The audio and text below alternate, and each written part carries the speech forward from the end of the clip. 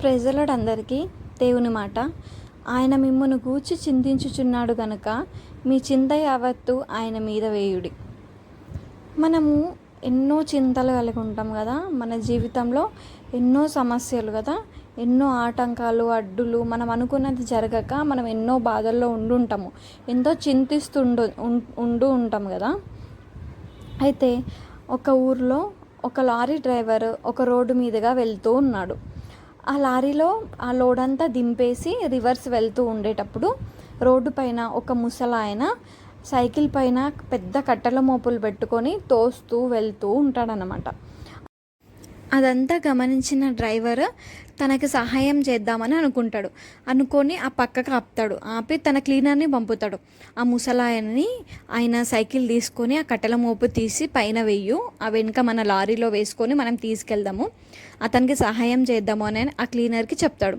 చెప్పగానే ఆ క్లీనర్ దిగి అతని దగ్గరికి వెళ్ళి, నేను మీకు సహాయం చేస్తాము, మీరు ఎక్కడికి వెళ్ళాలి అని అంటే 3 కిలోమీటర్ల వరకు వెళ్ళాలి అని అంటే మేము కూడా అటువైపుగానే వెళ్తున్నాము, మిమ్మల్ని దింపుతాం రండి అని చెప్పి సైకిల్ని ఆ కట్టెల మోపిని అదంతా తీసుకొని ఆ వెనుక లారీలో వేసి వెళ్తూ ఉండగా లారీ డ్రైవర్కి ఎందుకో డౌట్ వస్తుంది, ఇతను ఏం ఉండొచ్చు అని చెప్పి వెనక్కి తిరిగి చూసేసరికి ఆ ముసలాయన ఏం చేస్తాడు, ఆ సైకిల్ పైన కట్టెలు పెట్టి ఆ కట్టెలని ఎత్తి పైన పెట్టుకొని కూర్చునేసరికి ఆ డ్రైవర్కి ఆశ్చర్యం అనిపిస్తుంది, ఏంటి ఎందుకు ఇట్లా కూర్చున్నాడు అని చెప్పి లారీ ఆపి వెనక్కి వెళ్ళి, ఏమైందయ్యా, ఆ లారీలో పెట్టచ్చు కదా సైకిల్ని కట్టెల్ని, మీరు ఎందుకు అట్లా ఎత్తి మీద పెట్టుకున్నారు అని అంటే అప్పుడు ఆ ముసలాయన ఏమంటాడు అని అంటే, మీరు నాకు సహాయం చేయాలనుకున్నారు, నన్ను వీటిని మొయ్యకుండా నన్ను తీసుకెళ్దాం అనుకున్నారు, మీరు ఇంత సహాయం చేసినప్పుడు నా బరువు లారీలోనే పెట్టి,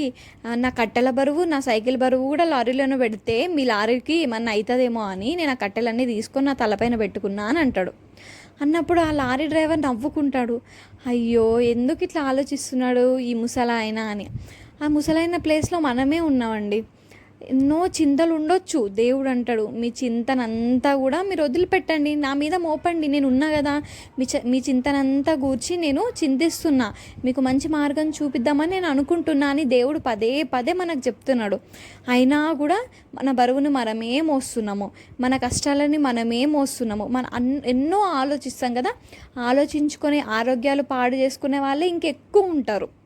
ఆ ముసలాయన ఎట్లయితే అంత ఆలోచించి అయ్యో బరువు కావద్దు అని అనుకున్నాడో మనం కూడా అంతే. ఏదైనా మనము సమస్యలో ఉన్నప్పుడు ప్రార్థిస్తాము, దేవా సహాయం చేయు అని అడిగిన తర్వాత మళ్ళీ దాని గురించి ప్రార్థించిన దేవుడు ఇస్తాడు అన్న నమ్మకం ఉంటుంది.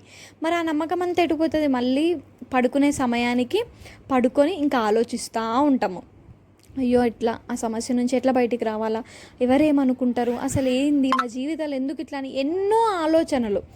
అసలు ఆ ఆలోచనలు అన్నీ కూడా దేవుడు ఏమంటున్నాడు, నేనున్నా, మీరన్నీ నా పైన చింత పెట్టి మీరు నిశ్చింతగా ఉండండి అని దేవుడు పదే పదే చెప్తున్నాడు.